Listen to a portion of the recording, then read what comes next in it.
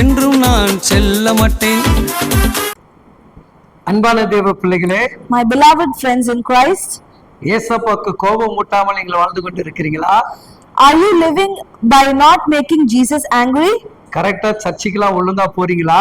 Are you going to church regularly? ஏசப்பா உங்களுக்கு கொடுத்த ஊழியத்தை செய்துகிட்டு இருக்கீங்களா? Are you doing the ministry which is given by the Lord? தேவனுடைய வார்த்தையின்படி நீங்க நடந்து கொண்டு இருக்கீங்களா? Are you living by the Lord's word? ஏசப்பா சீக்கிரம் வர போறாரு. The Lord is going to come very soon. அவரை கோபம் கொள்ளாதபடி We should not make him angry. எப்பவுமே அவருடைய பாதத்துல விழுந்துருங்க. Please go and fall at the Lord's feet now itself. சங்கீதக்காரன் அழகா சொல்லுகிறான். The psalmist says very beautifully. 2ஆம் அதிகாரத்துல 12வது வசனம் இவ்விதமாக சொல்லுகிறது. Psalm chapter 2 verse 12 says, குமாரன் கோபம் கொள்ளாமல் நீங்கள் வழியிலே அழியாமலும் இருக்கும்படிக்கு அவரை புத்தம் செய்யுங்கள். கொஞ்ச காலத்திலே அவருடைய கோபம் பற்றி எரியும். அவரை அள்ளிக் கொள்கிற யாவரும் பாக்கியவான்கள். Kiss his son, or he will be angry, and your way will lead to your destruction. For his wrath can flare up in a moment.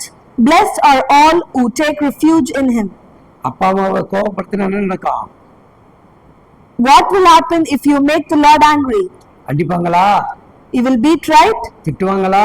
He will scold us. உடனே நம்ம ஓடி போய் என்ன பண்ணுவோம்? What we will do? கெட்டி பிடிச்ச ஒரு முத்தம் கொடுத்துருவோம் இல்லையா? He'll hug and kiss him, right? அப்பா அம்மா கோபத்தை தணிஞ்சிரும் இல்லையா? Our parents' angry will go, right? அது போல இந்த நாட்களில Likewise, during these days, நீ சர்ச்சுக்கு போகாம இருந்தா, maybe if you are not going to church regularly, Bible வாசிக்காமல் இருந்தா, if you are not reading the Bible, ஜெபிக்காம இருந்தா, if you are without praying, ஏசப்பா கிட்ட போய் மன்னிப்பு கேட்றீங்களா? please go and confess now itself to our Lord Jesus. உடனே போய் அவருடைய பாதத்தை முத்தம் செய்து ஏசப்பா என்ன மன்னிச்சிடுங்கன்னு சொல்றீங்களா? Please kiss his feet and say, Lord, forgive me. இனிமேட்டு நான் ஒழுங்கா சர்ச்சுக்கு வருவேன்பா ஏசப்பான்னு சொல்றீங்களா? Will you say, Lord, I'll come to church regularly hereafter? நான் ஒழுங்கா Bible படிப்பேன்பா, I will read the Bible regularly, Lord. நல்லா ஜெபிப்பேன்பா, I will pray nicely, Lord. எங்க அப்பா அம்மாக்கெல்லாம் கீழ்ப்படிவேன், I will obey my parents. சின்ன குழந்தை மட்டும் கிடையாது, பெரியவங்களே நீங்களும் தான். Not only children, my dear elder brothers and sisters. நீங்களும் ஆலயத்துக்கு போகாமல் இருந்தா, are you not going to church regularly? இன்னைக்கு ஒப்பு கொடுத்து ஜெபிங்க.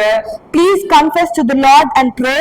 நம்ம வழியில எதுவும் ஒரு ஆபத்து விபத்து நமக்கு நேரிடாதபடி we should not face any accidents or any problems in our lives. தேவ பாதத்தை முத்தமிடுவோம். Please kiss our Lord's feet. தேவன் தம்முடைய தேவ தூதர்களை அனுப்பி உங்களையும் என் குடும்பத்தையும் காப்பாற்றுவாராக. The Lord will send his angels to protect and guard you wherever you go. அவரே நம்ம பாதுகாவலின் தேவன். He is the Lord who protect us. முத்தம் செய்ய ரெடியா இருங்க. Please be ready to kiss his feet. ஆலயத்துக்கு கடந்து போங்க. Please go to church. ஏசப்பாவோட கூட இருங்க. Please be with the Lord. Amen. Amen.